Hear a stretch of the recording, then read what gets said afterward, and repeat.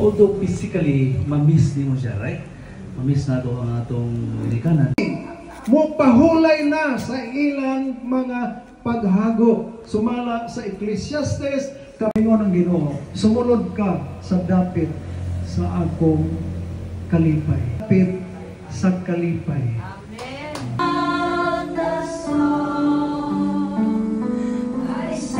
Kinabuhi.